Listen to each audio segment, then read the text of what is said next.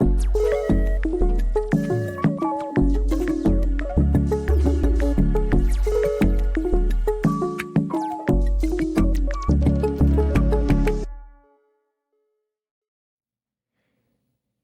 all. Welcome back to the Congressional App Challenge Debugged podcast. I'm your host, Medha, and today our guest is Shalini Ahuja. Shalini is a product leader with an engineering background. She's been at Adobe for over 16 years, started as a software engineer working on creative suites, and after completing her MBA, Shalini moved into engineering management, leading a team of machine learning engineers focused on making engineering security proactive for Adobe's flagship products. She then switched to product management, focusing on AI-based innovation. She specifically supports Photoshop and Lightroom. Shalini, how are you doing today? Thank you so much for coming on.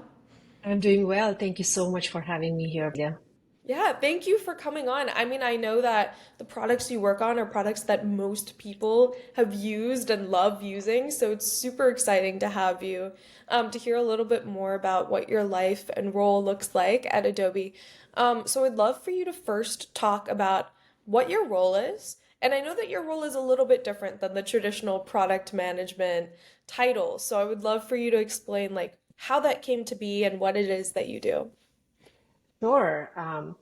So yes, in product management, I specifically focus on innovation. So there are, let me just give you a little bit of context. There are a whole bunch of different kinds of product managers out there. So a typical kind of product manager would be somebody who is supporting an existing product and shipping or releasing features on, an existing product. So on Photoshop, a typical role for a product manager would be to decide on the next set of features that our users want and release those on our existing surfaces, be it on desktop or web or mobile. However, where I am, which is, like I said, on innovation, that means thinking about all the different things that we could bring to Photoshop, like above and beyond what Photoshop can do. So thinking bigger, thinking sort of outside of the box, what the users might want in next 10 years, 15 years, what the next generation of users would want to do with Photoshop. So it brings in a lot of ambiguity with it, which means we have a lot bigger space to explore, and that's why it's exciting. So that's where I am. That's so interesting. And I think it's really cool that you're thinking more so about the longevity of Photoshop, and just like trying to understand, like trying to predict the desires and needs of the end users, which is really exciting. I'm curious, like, how did you know when it was time to switch into this kind of product management innovation role from being an engineering manager? Yeah, that's an exciting time that reminds me of, that question. So I started as an engineer, with engineering background.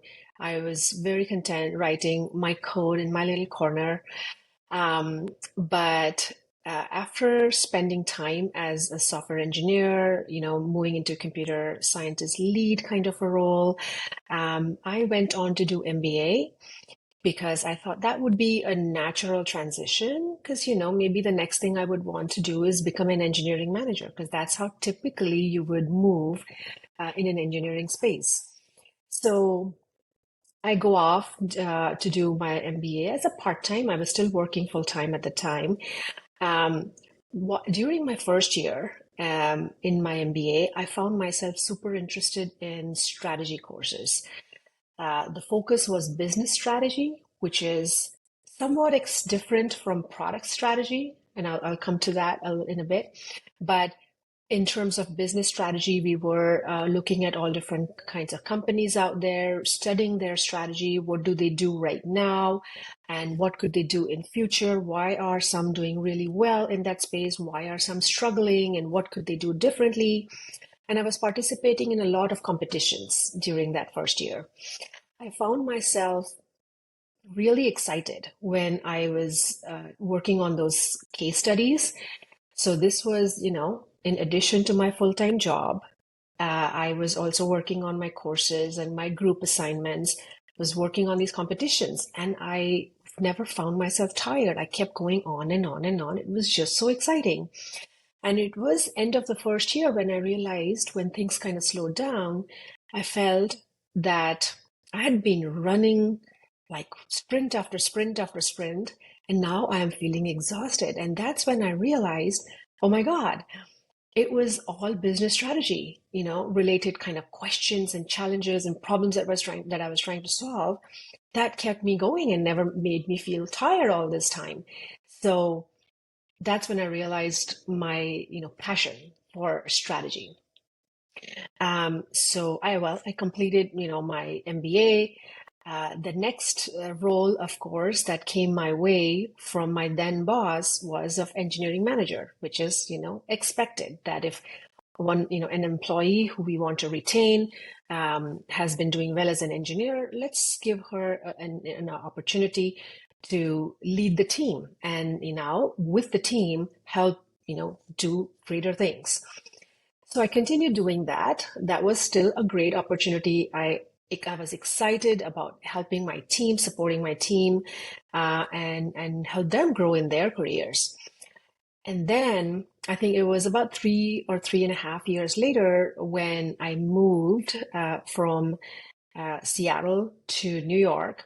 And that's when I started thinking, well, I still want to do, strategy.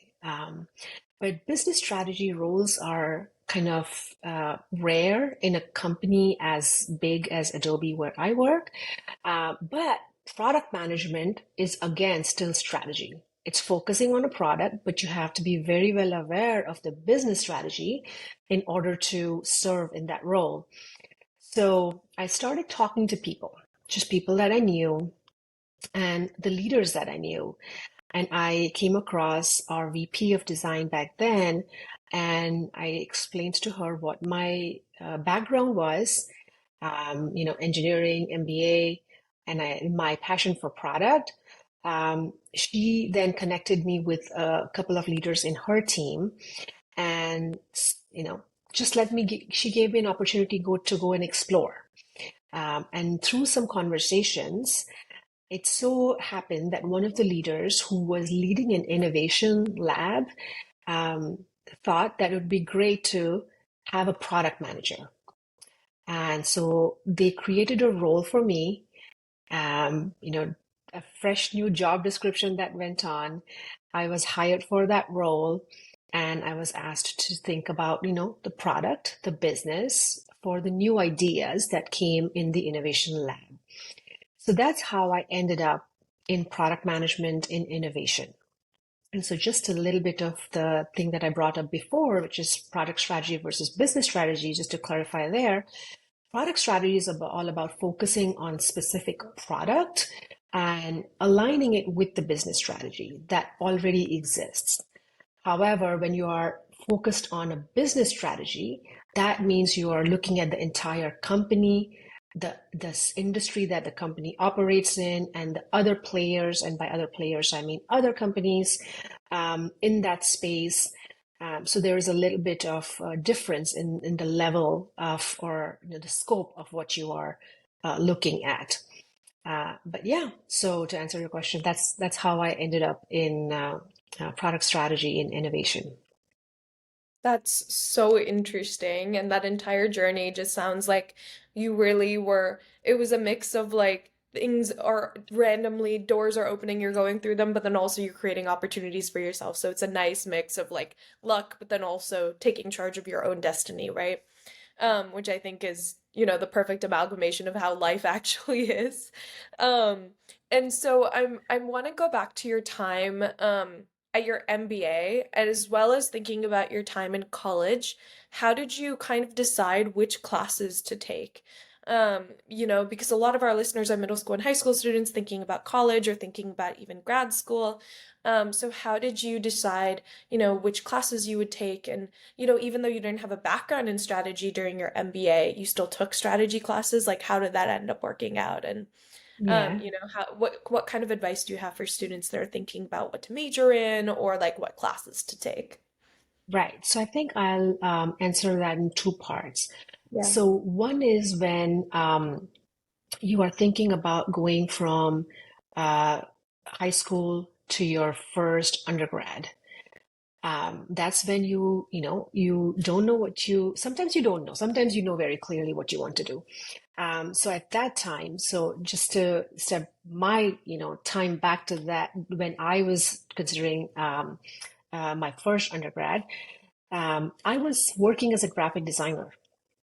So, and I was using Photoshop a whole lot, and of course, other, softwares that creatives use. And I became interested in software engineering while I was working because I started to wonder how do these how do these apps work? Um, wouldn't it be nice to be able to build one, one of these days?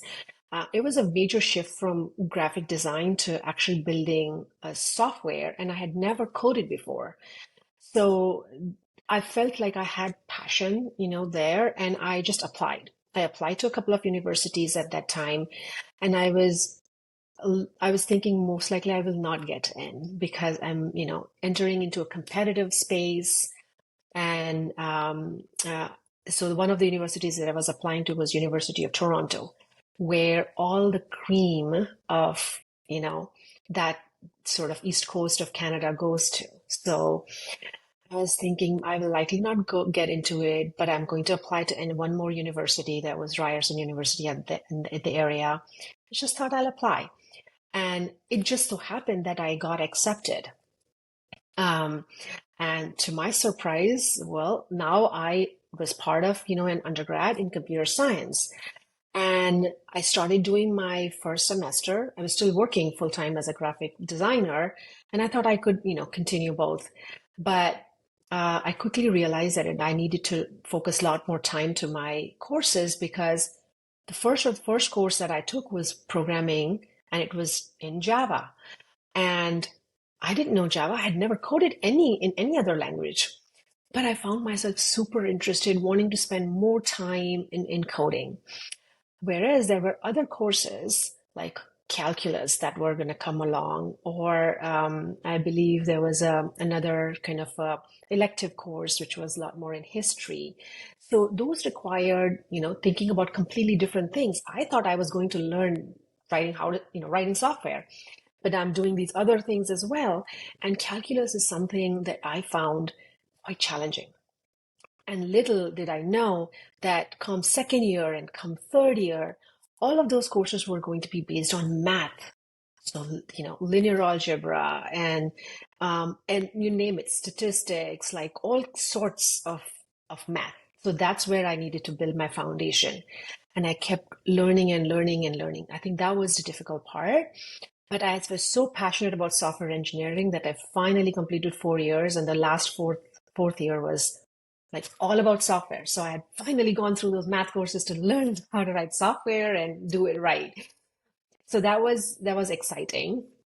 Coming to the next chapter, which is MBA, I think in my mind, I always wanted to do MBA, and just walking through the campus of University of Toronto during my undergrad, I always used to look at this building where MBA was, there was the business, building, and people used to go in. I was like, wow, that's just so exciting to be able to learn about business. And I was pretty young at that time.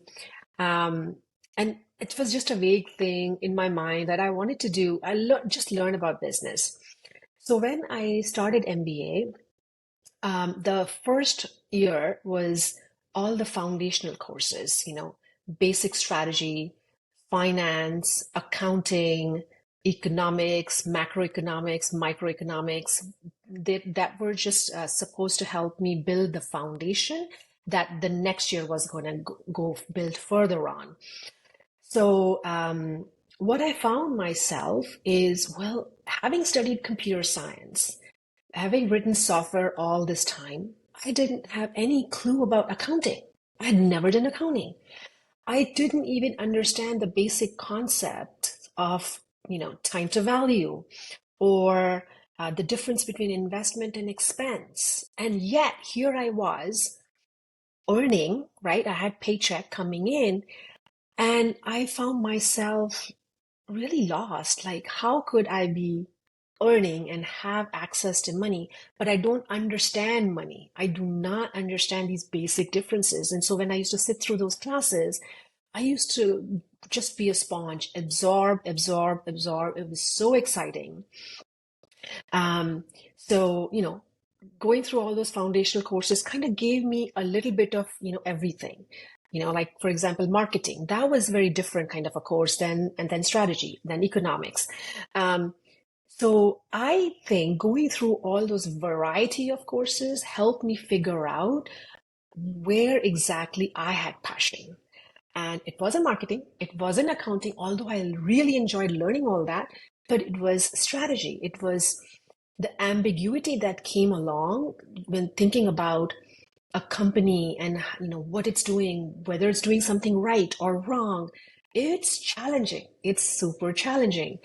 Um, so that's, I think, just going through that variety of different courses helped me nail down. Like, this is the particular area where I want to focus and build more on. So I ended up taking more of strategy courses, business strategy, corporate strategy, anything strategy. I want to learn about it. So that's how my second year went, and I think it was a right way to and allow me to explore everything and then figure out where finally I wanted to really spend the rest of my career in. That's so interesting. And I really like that, you really took time and were honest with yourself and like what do you actually enjoy and what do you actually not enjoy. And really trying to pursue those paths. And so it's nice to hear, especially the fact that you started off in graphic design and were a user of Photoshop and now hearing that you impact Photoshop in such a profound way is so interesting and super cool. And so my last question for you is, what advice do you have for students, just generally speaking, that are interested in either product management or software engineering? Yeah. So I think I would say um, um, two pieces of advice there. One is, like I said, explore, like take on different courses, participate in competitions that you can find. Go play, with, take it as if like you're gonna go and play a game in it, quote unquote. So is it math you like? Is it finance you like? Is it, writing code that you like? Or um, it, just writing, literature? Is that what you like? So I feel like when you explore different areas, that's the only way you can figure out where you actually want to, really go deep dive into. That's how you figure out where your passion is.